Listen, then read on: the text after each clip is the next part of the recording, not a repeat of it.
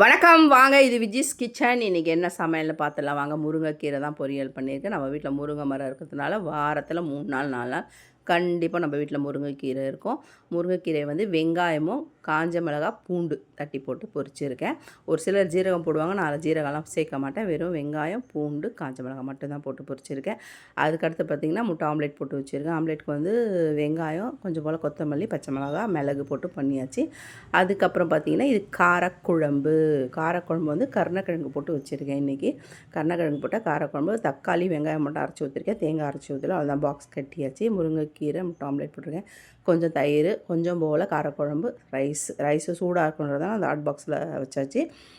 எப்போவுமே நம்ம வீட்டில் இப்படி தான் லஞ்ச் ஓடிட்டுருக்கோம். ரொம்ப ஆடம்பரமான லஞ்ச் செய்ய மாட்டோம், சிம்பிளாக தான் இருக்கும் லஞ்சு. வீடியோ பிடிச்சிருந்தால் லைக் பண்ணி ஷேர் பண்ணி கமெண்ட் பண்ணுங்கள். நம்ம சேனலை மறக்காமல் சப்ஸ்கிரைப் பண்ணுங்கள். எல்லாருக்கும் ஏதோ ஒரு தேவை இருக்கும், அதனால் எல்லா சேனலும் ரொம்ப சூப்பராக இருக்குது அப்படின்னு நீங்கள் செலக்ட் பண்ணி சப்ஸ்கிரைப் பண்ணாமல் எல்லாத்தையும் பண்ணுங்கள். வணக்கம்.